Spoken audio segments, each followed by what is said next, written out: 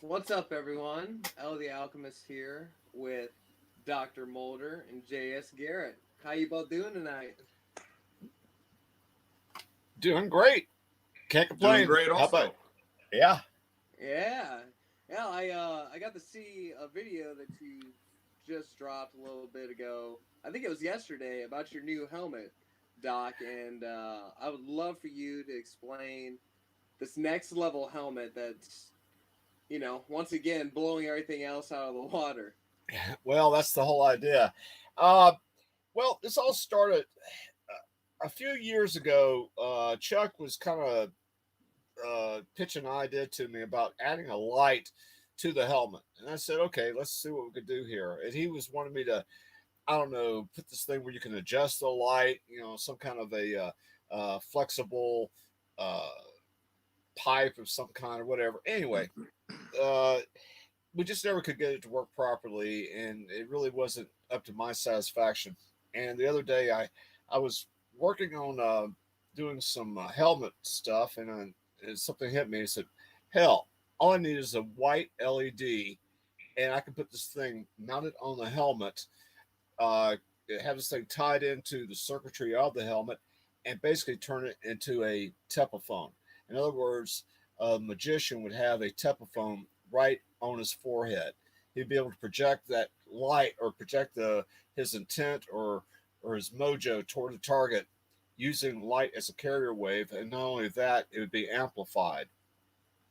And then on top of this, he could tie it into a machine and he could have his entity of the day or whatever on the machine that he wants to project that energy through the machine and through himself and onto the target. There were just so many different ways of doing this. And anyway, I just kind of I'll show people here what I got. It's the same old thing like always, but and let's see, I don't want to. Okay, there we go. And you'll see there's like a real powerful LED right there on the front of the helmet. Okay, and the way I have this thing set up is it's going to be right near the third eye, front of the forehead. And Yeah. but everything else functions perfectly, and like I said, it will act like a tepaphone, like that we normally sell. You'll be able to use this device if you were to tune it. You could put a image in front of the light, okay, in front of the light, and use it just like a tepaphone. I mean, you can use the helmet, wear the helmet or not wear it, and still get the benefits of a tepaphone with the helmet. And so that's one of the things I was looking at. Also, you'll be able to tie this into your existing machines, and you'll have three more dials that you can play with. If you don't want to wear the helmet, you can actually integrate this into the circuitry of the existing machine, and have like uh, a little extra boost there on the power output of the machines themselves. So I mean, this thing is just really it just brings home a lot of different ideas and different ways of effectively using this helmet, where it's not just something you put on your head and you start thinking, um, you know. Uh, you start projecting your intent toward a target, or you're trying to pick up something, through remote viewing or what have you. There's just a lot of different ways of using this thing now with this increase, this flexibility by just turning this thing to a telephone. So, Mm. I mean, that's what I got. That's what I've brought to the table tonight for show and tell. Wow. Well, I think that's awesome with that light wave, whatever Yeah, sigil, whatever thing you're looking at, it's automatically and amplified on that intent. Like, wow. right. Yeah. Well, Chuck explained to me that the magicians, I guess, hundreds of years ago, before we had electricity and electric light, they would take kerosene lanterns, and they would, focus that light coming off the kerosene lamp through an optics, and then through uh, transparency, like a glass slide that would have a sigil or whatever painted on the slide itself, and then project that light with the sigil, uh, as part of a projection slide or projector slide onto a target. And they were able to accomplish some very naughty things, like making people leave the Earth plane and that kind of stuff. And that was the you know the rumors or the the legends of the Tepophone, and that's where it all came from. And so, it's one of those things that I think the guy that does Ground Zero, Clyde Lewis. Okay, he was on the show. Oh, this had to have been like 3 or 4 years ago. He was talking about the Tepophone and how he was afraid of it and how it was like a killing machine or something along that line. And so I actually got through on the air and started talking to him and tell him, hey, I build these things. I work with Charles Casamano. By the way, he knew who Charles Casamano was. And I said, yeah, I built this thing. And he said, really? I said, yeah. Why, you want me to send you one? And I said, sure. So I sent Clyde Lewis of Ground Zero, the national radio show, an actual Tepophone. So he has one. I don't know if he threw it in the trash or gave it to somebody as a gift for Christmas or who knows. But yeah, I did build one for him. But yeah, the Tepophone, I like it because of the simplicity. I mean, you guys are magicians. I know we've talked about this before. What's your opinions on the effectiveness of using light as a carrier wave or integrating light into magic? What's your opinion? You can go, JS. Well, I mean, my opinion is that it absolutely works and that there's something to it. Otherwise, these magicians wouldn't have been doing it for, I mean, Right. probably hundreds of years now. Right. Sorry, my allergies are really bad today. We got something blooming out here, so I'm like really stuffy. But yeah, I'm in the same boat. Yeah, I definitely think that works. Based on my own experimentation, that there is absolutely something to it, and that's really cool. Like what you got with the helmet there, and it's like, I don't know, is there like I don't know, like how like on the top of the helmet we got that aluminum foil that like touches the top of your head, yeah, crown chakra. Yeah. Like it'd be cool if you had like some aluminum there that like touched your third eye was wired into that light. But yeah, I think that's what that plate does. That's the plate is coming off. It's picking up on your crown chakra, and according to Chuck, that's all you need to integrate your mind with the instrument. Is through that plate, and because of the magnets. Cool. What do you think, Elle? Have you done a lot of experimentation with the Tepophone?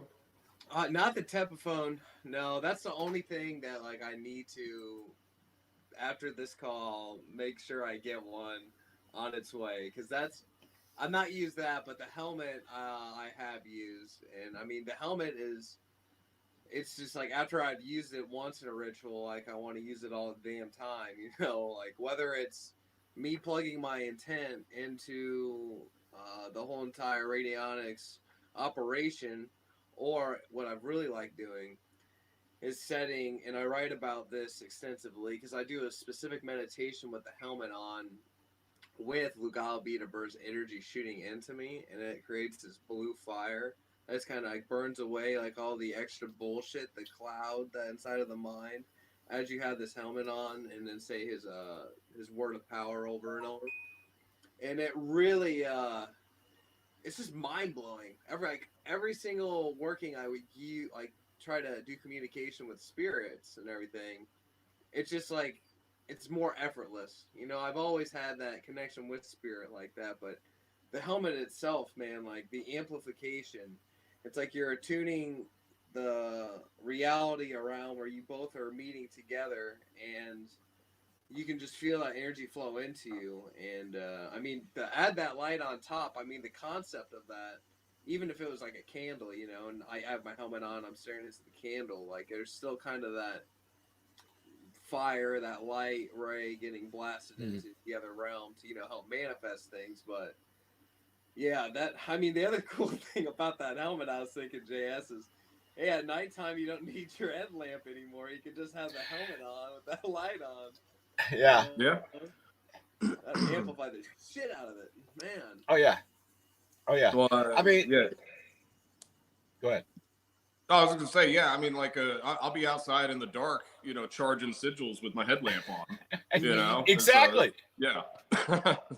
That's the whole idea. See, this thing works great with magicians. That's the whole idea of this thing. It's tying your mind, your mojo, directly into the circuit. I mean, you're using your consciousness. Your intent is going right there. I mean, we're talking immediately through the system. I mean, what you've done is you've physically have integrated the magician into the operation of the system. It's kind of like using the handheld radionics devices.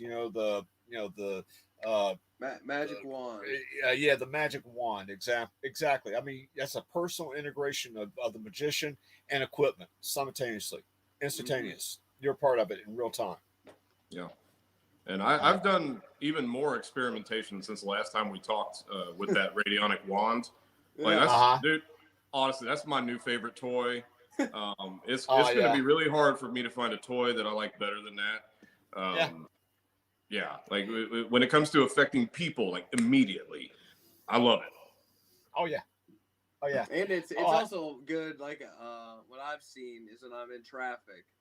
If there's a car in front of me that I need to go around, I just do a little beam of that go around. It's about a 10-second delay, but then they go around. So dude, that's wild as shit, man. I mean, now taking it on an airplane, I don't know how I'd get away with that. I don't know if they'd question that at all. No, don't do that.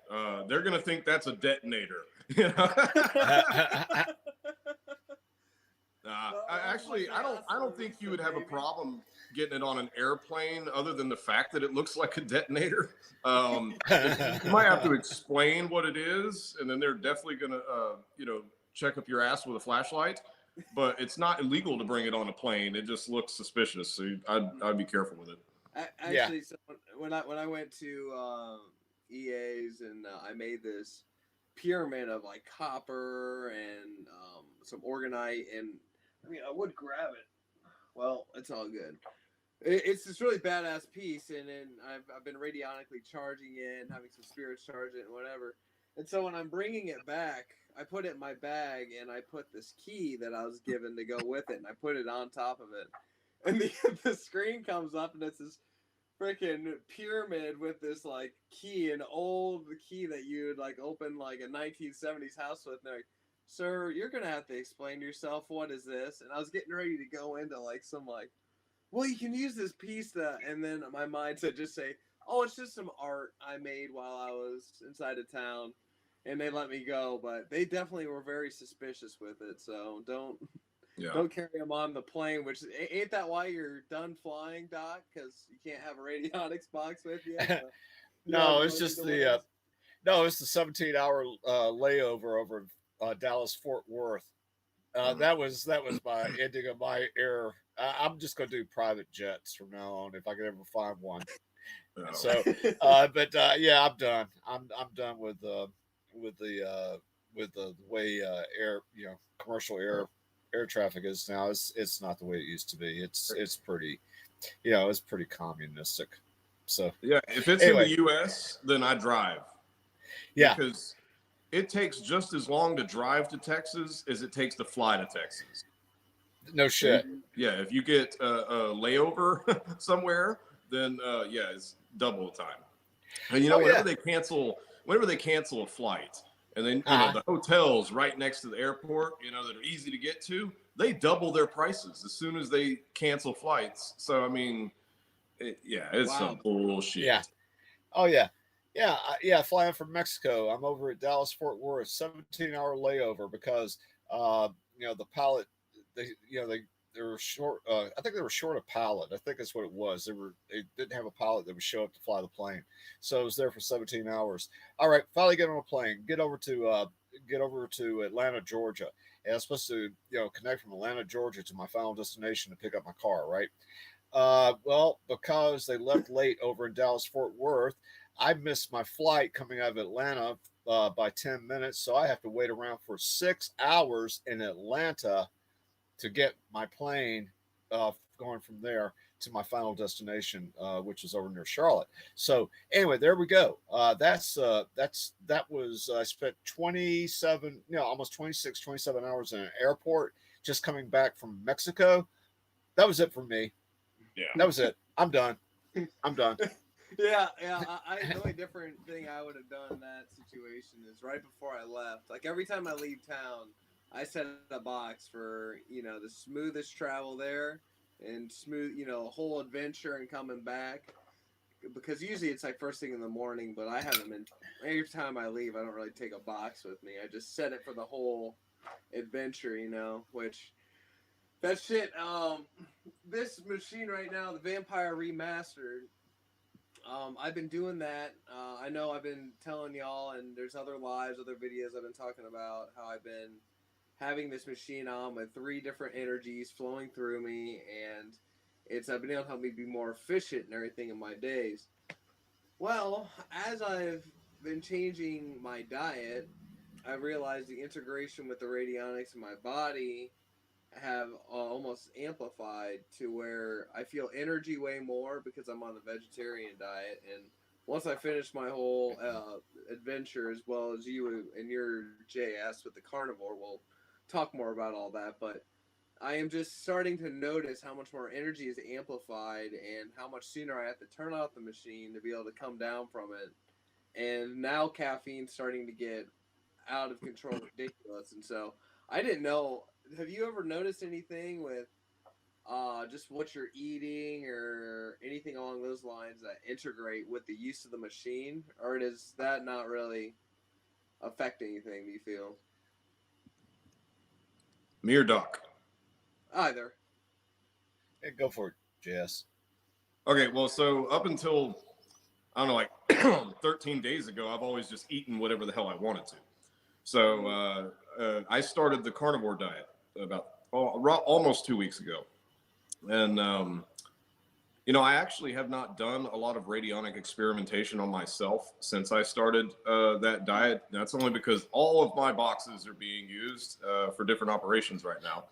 And so yeah, but I will say that the carnivore diet so far, I feel great on it. I feel absolutely great. Like the first 4 days were the hardest. It kind of tears your stomach up a little bit, and I really love V8 juice and dill pickles and fruits and all. I love fruits and vegetables. So for like the first 4 or 5 days, like I was really just fiending for carbs and vegetables. But after that, like I actually haven't thought about eating vegetables since then. It's like once I got over that little hump, I have more energy, I have more mental clarity. Like my brain is functioning better running on ketones instead of carbs, and I feel really physically good. And what got me to start doing that is listening to Joe Rogan. He was talking about doing the carnivore diet. He said, that's the best he's ever felt in his life. And I'm like, all right, there's something to this. I'm gonna try it.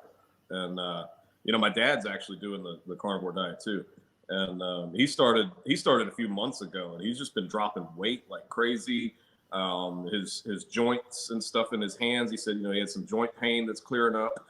And I was watching an interview with it was like Piers Morgan and Jordan Peterson's daughter. I guess she had oh god, some type of arthritis that was really debilitating that cleared up when she started doing the carnivore diet. So I figured it was worth trying, but so far I love it. It's difficult because I can't, my favorite foods like Mexican food, Chinese food, like if I go to a Chinese restaurant and order a Mongolian beef, I can just pick the beef out. I can't eat the rice and the veggies, so that's difficult. It is difficult to stick to the diet, but I've just been mostly eating at the house here. I'll get a couple of strip loins for dinner. I'll eat some seafood, things like that. I munch on ham and cheese during the day, and I'm really liking the benefits of it. And it has made a difference in my ritual practice. Like, it's like your body is your magic temple, man.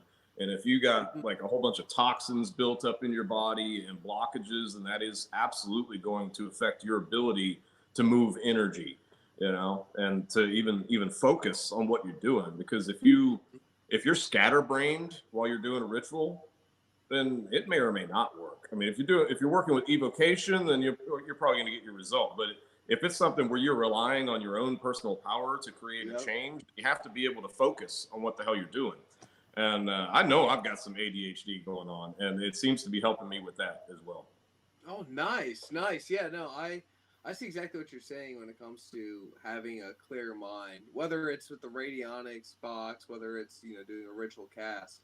If I'm not feeling my best, then I don't really like to go into it. Like some mornings, if I'm feeling kind of groggy and stuff, I set my box for the day to be, oh, great day, but I'm not feeling that great while I'm inputting that, and then my day is sluggish and all around that, and it just comes to show like just because you're thinking something doesn't mean you're feeling it and placing that intent. Like you really have to have that authentic intent, and that comes out with the rituals and all that too. And so, yeah, I had that ADHD thing as well. And it's funny when you said like it takes 4 days and you felt over the hump, because that's how it's felt on this vegetarian diet. And I've been doing a shit ton of shakes and smoothies and greens, and it's helped me have a really clear mind too. And I do feel as if, as magicians, we have the feeling of other people comes off very easily. Like it's just you can psychically sense things, and I feel like as I've been doing this diet, that's increased. But it's also helped me like do more increased meditation. Like when I was talking about that blue light fire, like that is very intense. Like it's rare that I get a rush out of a meditation, like unless I'm doing like 10 rounds of Wim Hof, which is ridiculous. But other than that, I never get like that physical rush. And recently, it's been like a hot flame that can go over my whole body, and it's a sensation. And I'm just like, damn, like just by choosing what we eat and all that. But it's almost just like you should stick to a category of food, and kind of like how agriculture, they change the crops every couple months, every rotation, every cycle. It's almost like that would be a better diet than just like a little bit of this, a little bit of that. Because it seems like, for you and I doing the exact opposites, we're still getting fucking amazing results. So, Yeah. you know, Yeah, it's just I think weird. either one is going to be beneficial. I mean, if like I mean, we're omnivores, so we can survive off meat or vegetables. I think whenever you know are mixing the two together along with carbs, it's like you don't want to eat meat and carbs. You're going to put on weight and feel sluggish Mm-hmm. because your body's still running off carbs and it's storing the fat, and you're not burning ketones. So once your body goes into ketosis, like yeah, I think you could live healthy off either one, really. Yeah, me too. And plus, everybody's different and stuff, but even Yeah. vitamins and every other thing to add to the temple, because that's what I'm finding too. As we're taking care of the physical body, our sacred temple also makes that clarity within our whole mind and our intention, and so everything just keeps amplifying. And I mean, I see why certain people, they have their additive, ritual in the morning, whether that's yoga or doing Tai Chi or whatever the case may be, to just help build that amplified energy that's also very clear. And I don't know, it's just really wild. As you find out about one thing, you're like, damn, I got to add that too. Uh, Doc, have you ever used recently like a vampire box or enhanced box on yourself, or nothing like that? Not really, not really. Uh, I got a weird thing going on with my light. Oh, you're Uh, just having a party. It's fine. yeah. Jeez, what the hell? Yeah, because this thing gets weird. All right, let me try this. All right, there we go. Uh, okay. Uh, no, I haven't really done anything for me personally. I've worked on a couple of issues that I had and was able to resolve them, and I can't really, it's those issues like that rhyme with wealth. So I can't really talk about. But we'll Yeah. just say well-being type things I've worked on for myself that I've had really good results with. But when it comes to to day things, I might use a handheld resonator or the magic wand or something along that line, or even set a machine for certain issues, but not really. I've never really got into like to a diet or anything like that. Okay. Okay. Yeah, Yeah, it's just really weird. It's kind of like just the added. It's like my vitamin every day. Like I'm yeah, just make sure the shit's good, And what I was also wanting to touch on was how quick I ended up getting a migraine yesterday, and it was about 18 hours in. My head's still pulsating and everything, and I finally think to myself, why not go to this Genesis 2.0 box? Think about not having the migraine, set it and turn it on. And lo and fucking behold, after about 3 hours, all the pain resided and went away. And I have never had that happen without falling asleep, and I did not fall asleep at all. So my well-being was definitely changed by that. And I don't know, besides like the frequency in the air, like that's about the only thing I can think of, and like to my membrane or whatever the hell. But it's bizarre. I'll tell you, it's really bizarre. Just like the many miracles that can just be happening just by that little attunement there. Mm-hmm. Mm-hmm. Interesting. Um. Oh yeah. Dude, well, yeah. We could keep going for a little bit more. It's up to you guys. There's only one. We have 7 people watching. Uh, and Seti the Red Cap said, uh, I don't know that word. That's a big word. But the plant-based diet is probably one of the healthiest diets you can have. It increases your empathy and psychic skills, and I definitely agree with that. Definitely agree with that. So it's make sure you're amplifying yourself, but then not being around toxic or mucky individuals, and that's something too. I mean, just the one-on-one, whether it's family where you inherit the muck and it pours into generation to generation, unless you as an individual stop that muck, or the people around you don't let their bullshit come rub off on you and pull you away from your journey because of their bullshit. Make sure you shine and throw away everything else, all that other muck, generational muck. Throw that shit out. I know that was random, but that needs to be said. Throw that shit out. But Oh yeah. all right. Well, yeah, we can wrap it up. And everyone should definitely check out the jsgarrett.net website, where we have all the boxes on there, and we have all the rituals that are up and more to come. And if you either of you want to have any final words before the end of the evening. No, I just want to thank you for having us on, man. This is a lot of fun. And next time we do a live, we'll have to advertise a little bit more so we get more people, and their questions in the audience there, because definitely like giving people a chance to answer, for us to answer their questions, because we get a lot of emails and it's hard to keep up with. So when we're on the lives, it's a lot easier just to knock them out. But yeah, man, we got some really cool stuff coming up in the near future. The website is going to continue to get better and better as we put more products and services on there. And I'm really looking forward to trying this new helmet that you've created there, Doc. It's going to be fun. Oh yeah. Oh yeah. Like I said, I have the magician in mind when I designed this thing. So it just really cuts out a lot of steps, and it's really it just makes things a lot more convenient and a lot more efficient. Hell yeah. Hell yeah. Hell yeah, man. I mean, I can only imagine that with the 2.0 and any communication with spirit, man. That'd be next Oh yeah. level. I definitely have to get myself one of those too, man. Absolutely. Yeah.